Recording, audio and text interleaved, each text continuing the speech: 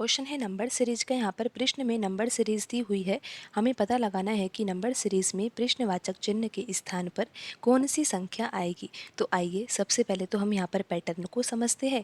अगर पैटर्न ही समझ में आ जाएगा तो फिर ये भी हम पता लगा ही लेंगे कि यहाँ पर प्रश्नवाचक चिन्ह के स्थान पर कौन सी संख्या आएगी। तो आप यहाँ पर देखिए 10 लिखा हुआ है ना, 10 के बाद अगली संख्या यहाँ पर 14 है। तो सबसे पहले तो हम यहाँ पर डिफरेंस ही देखते हैं, क्या पता डिफरेंस से ही कोई पैटर्न हमें यहाँ पर समझ में आ जाए।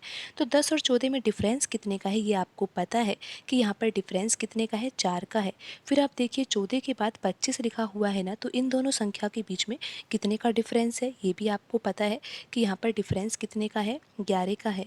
फिर आप देखिए यहाँ पर 25 के बाद 55 लिखा हुआ है ना, तो यहाँ पर डिफरेंस कितने का है, 30 का है। 55 के बाद 140 लिखा हुआ है, तो यहाँ पर डिफरेंस कितने का है, 85 का है।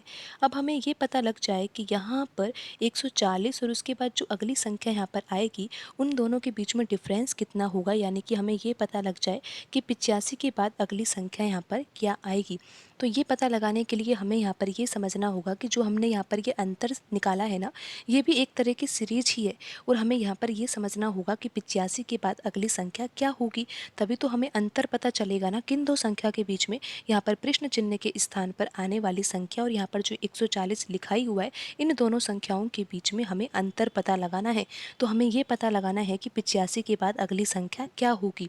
और ये हमें जब पता चलेगा जब हम यहाँ पर ये सीरीज को समझेंगे, जो ये अंतर वाली सीरीज है।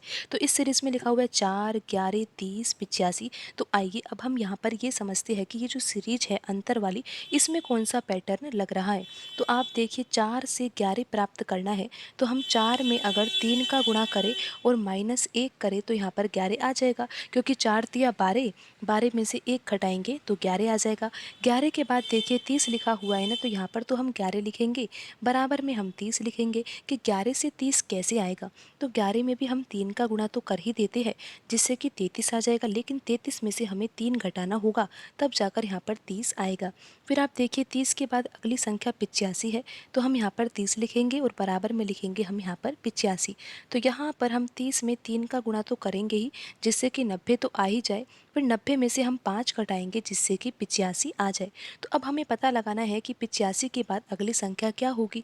तो यहाँ पर हम 85 तो लिखेंगे, लेकिन अभी हमें ये नहीं पता कि यहाँ पर कौन सी संख्या आएगी। तो आइए अब हम यहाँ पर पैटर्न को समझते हैं, क्योंकि पैटर्न तो समझना ही होगा ना, तभी तो पता लगा पाएंगे कि यहाँ पर 85 के बाद अगली संख्या क्या होगी। तो आप यहाँ पर देखिए 3 का गुणा तो हम कर ही रहे हैं, तो यहाँ पर 85 में भी 3 का गुणा कर देंगे।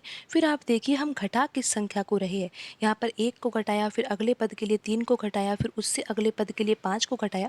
तो अब आप यहाँ पर समझिए कि हम जिन संख्या को घटा रहे हैं ना, वे सभी संख्याएं विषम संख्याएं हैं। तो आप देखिए 5 के बाद जो अगली विषम संख्या है वो क्या होती है, 7 होती है ना, तो यहाँ पर हमें 7 घटाना होगा। तो अब आप यहाँ पर 85 गुणा 3 करोगे तो कितना आएगा, 255 आएगा। और 255 में से अगर 7 घटाया जाएगा तो कितना आएगा, 248 आएगा। तो यहाँ पर 85 के बाद जो अगली संख्या है ना वो क्या होगी, 248 होगी। तो अब आपको ये पता लग गया है कि यहाँ पर 85 के बाद अगली संख्या 248 है, लेकिन आपको इतना भी तो पता है कि ये 248 वास्तव में है क्या, ये एक अंतर है किन दो संख्या के बीच में, यहाँ पर प्रश्न चिन्ह के स्थान पर आने वाली संख्या और यहाँ पर 140 तो लिखा ही हुआ है ना, इन दोनों संख्याओं के बीच में अंतर जो है वो 248 का है। तो अब हम ये पता लगा सकते हैं कि यहाँ पर प्रश्न चिन्ह के स्थान पर कौन सी संख्या आएगी।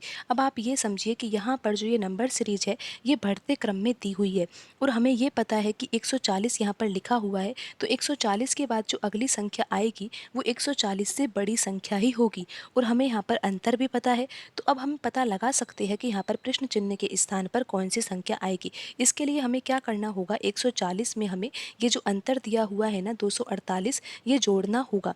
तो यहाँ पर संख्या क्या आ जाएगी, यहाँ पर संख्या आएगी 388। तो यहाँ पर प्रश्न चिन्ह के स्थान पर कौन सी संख्या आएगी, 388 आएगी। और आप ये देख ही सकते हो कि यहाँ पर जो ऑप्शन सी है ना उसमें लिखा हुआ है 388, तो यही सही आंसर होगा।